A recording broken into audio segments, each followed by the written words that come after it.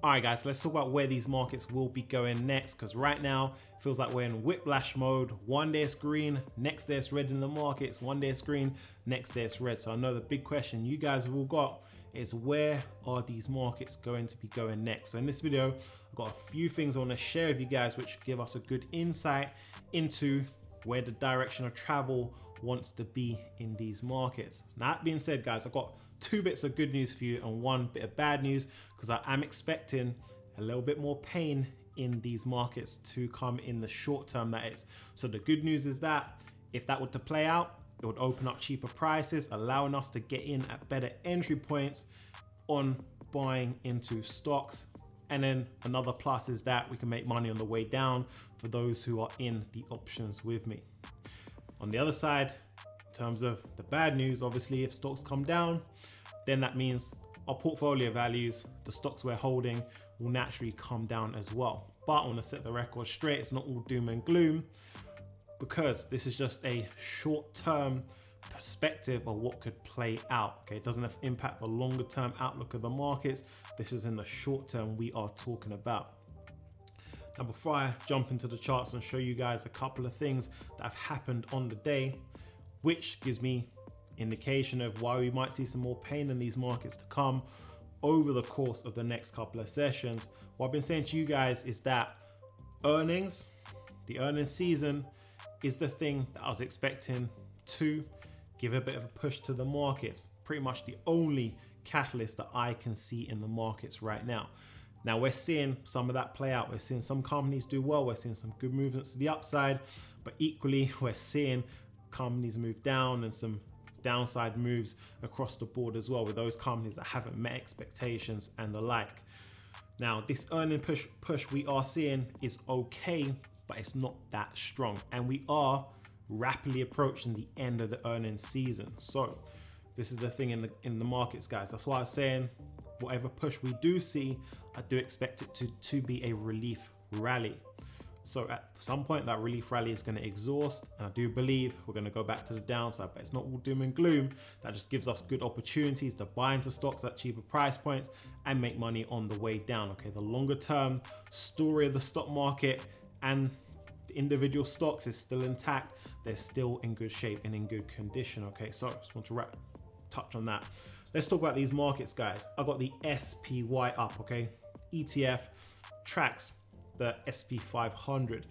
Now, that's this yellow line that you guys are seeing. That is the 100-day moving average. That's the key thing for you guys to just pay attention to in this one, because if we move above that 100-day moving average, it's a good sign to the markets. Okay, it's a good sign of momentum. It's a good sign of sentiment. It's a good sign of the forward upward movement in the markets. Now, we crossed above that just literally 2 days ago. So that was a good sign, but we now move down below the 100 today, guys. And it's looking like the market is putting strong resistance at that 458 mark on the SPY. I want to keep this nice and basic and simple with you guys. Okay, so it's looking like the market is putting a significant point of resistance, because we've tested it back in the beginning of Feb, tested it 2 sessions ago, tested it today in fact, and we failed and moved back under the 100-day. So this is a sign of weakness. This is a sign that the market can't get above a certain price point. So that could cause some more downside volatility. It could cause some more selling pressure if the market's saying, hey, we can't actually move above that mark. Okay, maybe there's some more downside to come. So that could actually put this 200-day moving average, this blue line, into play, somewhere around that 440 mark. So we could actually trend down to that 200-day moving average. And that is actually my expectation of what would play out over the course of the next couple of sessions. We might see a couple of green shifts here and there, but I do think that 200-day is going to come into play again. I don't think the market's just going to shoot up and cross past that resistance, given the fact that it's rejected it 2-3 times. So that's my expectation. That's why I think we're in for some more downside volatility in these markets. And if we look at some of these big companies, a lot of companies that drive the markets, guys, like an Apple, it's looking like today, given the fact that it was heavy red, we've done some structural damage today. Not necessarily to the growth stocks, they seem to be actually okay, but more to these mega cap, big tech companies that drive a lot of the indexes, that drive the markets, okay? Done some structural damage, you guys can see that there.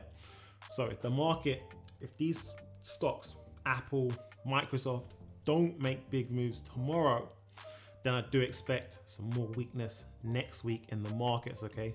Structural damage, that's what I'm seeing out there. Even stocks like an Nvidia and pretty much most of the semiconductor space, but given Nvidia is the largest one, again, you guys can see structural damage done on the day. So that could have an impact on the overall market. So that's my expectation of why we could be on course for some more pain in the markets. But if we do see that, I'm a buyer of stocks again, looking to get in at cheaper price points, looking to continue to build positions, right? That is what I was doing back at the beginning of January when we saw prices come down, looking to continue buying in and obviously make money on the way down using the options as well. But thinking ahead now, given the fact that I've said, okay, short term, we might be in for a little bit more downside volatility, a little bit more pain in the markets. If we just think ahead into terms of what could actually move the markets up and get us out of this cycle that we're currently in, okay? Because we know there's tons of cross currents right now, which is stopping this forward momentum, like the inflation read that we've seen today. That's coming red hot. That's what shook up the whole markets, reminded them that we're in this high inflation environment. But we know the Fed in that situation and the rise in interest rates, that's a cross current as well. And just the whole changing and slowing demand and dynamics that's going on within the actual economy. But if we think ahead, things like slowing down the virus cases, opening up of the economy, continue open up a reopening, the reopening story, I should say, that is a positive to the markets, right? The whole travel sector, I expect that to do well. Like we've seen Expedia do well with their numbers. I expect a lot of the other companies within the space to do well and then show even better quarters as we continue through this year. That could help markets, help sentiment as well. Not only that, I do expect the inflation numbers to be cooling down towards the back end of the year.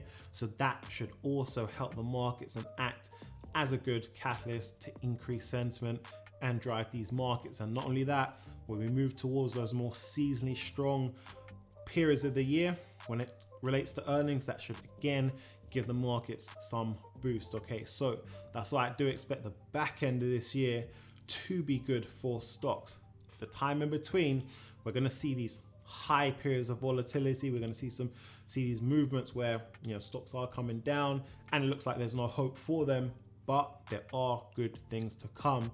It's just going to take a little bit of time for these things to play out. Not only that, once the interest rates start going up and once the market has digested that shift, again, that should act as a good catalyst for the market. So there's tons of reasons to be active in the markets, tons of reasons to be continuing to be buying in and establishing good positions, because the good times, I do believe they are round the corner. Once things start easing up, once things clear up, and once we move to that next phase. So that's what I've got for you guys in this one.